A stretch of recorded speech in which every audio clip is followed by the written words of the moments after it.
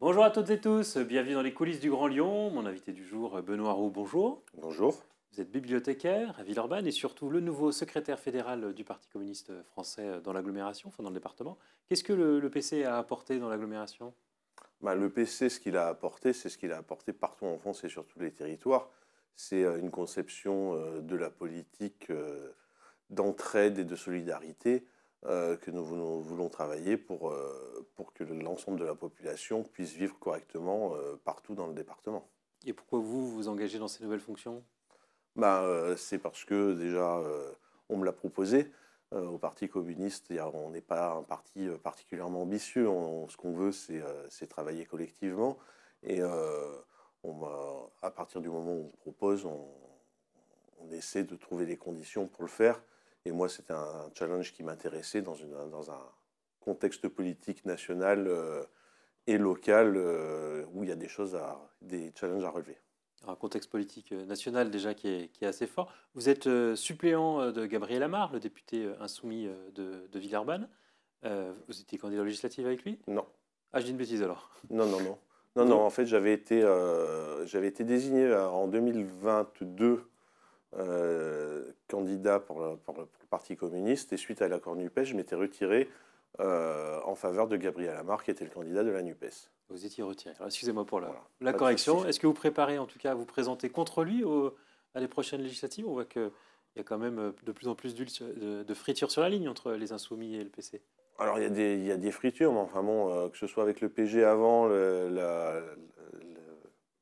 comment, la France insoumise maintenant, il y a des batailles, il y a des débats, c'est normal, ça fait partie de la vie politique. Aujourd'hui, on peut supposer qu'il y aura des législatives dans pas trop longtemps, mais tout est sur la table et en fait, il faudra qu'on discute tous ensemble pour savoir ce qu'on veut faire tous ensemble pour que la gauche fasse plus de 30%, qu'elle parle à plus de 30% de la population, ce qui est le cas aujourd'hui. Et le Parti communiste a des choses à apporter là-dedans pour élargir le débat et pour convaincre les gens que la gauche, c'est l'espoir et c'est pas l'extrême droite. En tout cas, les Insoumis commencent à être assez durs avec la position du PC qui a accepté les discussions demandées par Emmanuel Macron sur la constitution du futur gouvernement. Oui, en fait, oui, on a été discuté. Après, on a été clair aussi sur ce qu'on a dit. C'est aussi un moyen, en fait, d'aller voir Emmanuel Macron pour lui rappeler ce qu'on défend et ce que le Parti communiste, dans le nouveau Front populaire, défend. En fait, on a rappelé que si on avait voté la censure, c'était qu'il y avait une raison.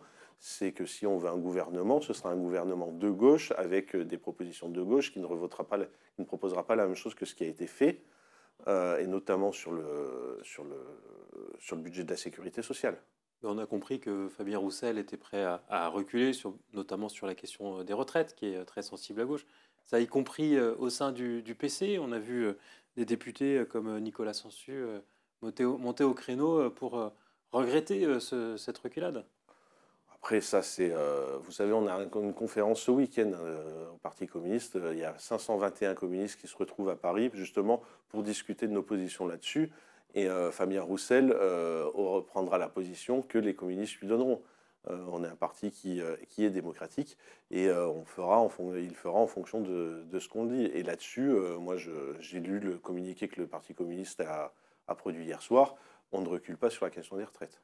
Vous souhaitez pas de soutien à un gouvernement si l'abrogation de la réforme des retraites n'est pas Oui, dans la proposition. oui, mais ce sera à mon avis la position du Parti communiste. Ce n'est pas ce qui est exprimé par Fabien Roussel pour l'instant.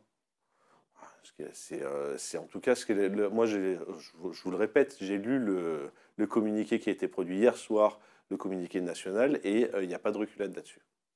Mais ce qu'on comprend de la position de Fabien Roussel, c'est qu'il n'y a pas de majorité actuellement à l'Assemblée et qu'il faudra faire des concessions pour trouver un gouvernement provisoire. Il faudra faire des concessions, mais on peut faire un gouvernement, on peut en tout cas travailler un gouvernement, mais il y a des lignes rouges qu'il faut pas dépasser. Et pour vous, la retraite à 60 ans, c'est une ligne rouge? Oui, on s'est battu pour ça depuis des années. Le Parti communiste a travaillé là-dessus, a des propositions là-dessus. On ne veut pas passer au-delà. En tout cas, vous, on entend que la ligne du PC au niveau du Rhône c'est pas trop se séparer, trop s'éloigner des insoumis. Vous voulez continuer à travailler avec eux. Ah, on peut travailler avec eux, mais après, il y a des choses. Nous, on travaille avec tout le monde. On travaille avec tout le monde, avec les Insoumis, avec le Parti Socialiste, avec les Verts, mais sur un fonds programmatique, sur un fonds et sur qu'est-ce qu'on peut faire en commun. Le but, c'est de gagner pour changer les choses. Donc, si on peut le faire avec les Insoumis, on le fera avec les Insoumis. Si on doit le faire sans les Insoumis, on le fera sans les Insoumis.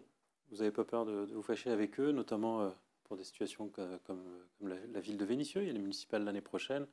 On sait que les Insoumis sont très forts électoralement. S'ils présentaient une liste comme on l'annonce, ils pourraient sérieusement menacer votre bastion. Ils peuvent menacer des choses. Après, quels objectifs là, on a à gauche? Voilà. Aujourd'hui, on a quand même, on va se le dire, des gens qui votent à gauche, c'est à peu près 30% de la population, et qui, en fonction des élections, votent pour ceux qui ont le plus de chances de gagner. Alors, des fois, c'est les Verts, des fois, c'est les communistes, des fois, c'est les socialistes, des fois, c'est les Insoumis.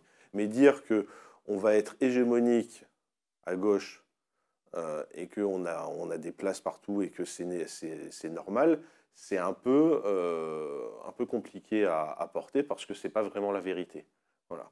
Au-delà de ça, l'objectif qu'on a à avoir dans la métropole et dans le département, c'est plutôt que de se battre sur les villes qui sont déjà à gauche, c'est avoir une discussion sur comment on va convaincre les gens qui sont dans des villes de droite de voter à gauche pour reprendre les villes, parce qu'on en aura d'autant plus besoin si on n'a réussi pas à avoir un gouvernement de gauche, si les politiques de casse sociale du gouvernement continuent à arriver, d'avoir des villes à gauche pour pouvoir faire un bouclier social contre les politiques de droite du gouvernement.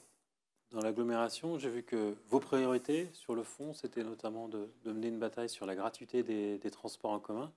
Là-dessus, Bruno Bernard vous a déjà répondu, il vient de le refaire encore à nouveau sur les réseaux sociaux, en disant que pour lui, à ses yeux, le critère prix n'était pas ce qui était le principal frein à l'usage des transports en commun aujourd'hui, c'était plutôt la qualité des dessertes, le nombre de fréquences. Et donc, il privilégie des investissements nouveaux, des nouvelles lignes de tram à la gratuité. En fait, nous, quand on dit qu'on veut la gratuité de l'accès, c'est que c'est pas en baissant les budgets de fonctionnement du Citral et des services publics de transport. Les billets rapportent 250 millions d'euros par an aujourd'hui. Oui, mais après, il y a des moyens de financement. On peut décider que le financement des transports en commun se font autrement que par la billetterie. En plus, il y a des frais annexes à la billetterie qu'on n'aura plus à avoir. Et donc, après, c'est comment en fait, on allie cette gratuité à un développement des transports en commun, parce que oui, il est nécessaire le développement des transports en commun sur la métropole. On est d'accord avec les Verts. Mais après, on veut travailler un accès gratuit qui se développera. C'est pas un truc, ça va pas arriver d'un coup de baguette magique comme ça, on met tout gratuit et tout. C'est comment on travaille petit à petit, comme ça s'est fait à Montpellier, comme ça s'est fait à Clermont-Ferrand, dans des villes socialistes, même pas des villes communistes, pour arriver à la gratuité des transports. Ce que dit Bruno Bernard, c'est que la gratuité, ça augmente l'usage des transports en commun, mais surtout au détriment de la marche à pied ou du vélo. Et assez peu de la voiture. Alors ça, en général, les gens qui prennent les transports en commun, ils marchent. Ça, c'est quand même un peu un faux problème. Et puis, en plus, il y a plein de gens qui ne peuvent pas prendre les transports en commun, ne peuvent pas marcher, donc qui ont besoin de transports en commun. Pardon. Juste un mot pour finir. Vous promettez des actions, des propositions concrètes dans l'agglomération. C'est quel type de propositions qu'on peut attendre du PC?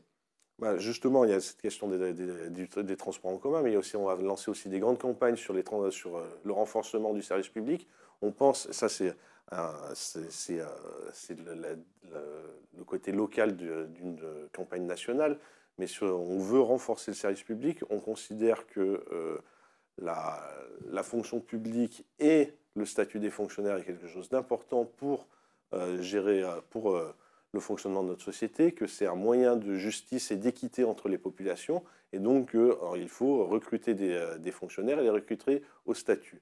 On veut aussi lancer une grande campagne de renforcement, parce qu'on considère que c'est important, de renforcement de l'emploi industriel, avec en passant par le côté législatif, mais voilà, mais on veut que l'industrie ça reprenne une place prépondérante dans l'emploi, parce que c'est aussi des emplois indirects, c'est un renforcement de la place de la France, dans le monde, et on a besoin de produire nous-mêmes nos produits si on veut continuer à exister, si on veut que la population vive bien. Benoît Roux, je vous remercie. Merci. Et puis moi, je vous dis à demain pour une nouvelle émission des coulisses du Grand Lyon.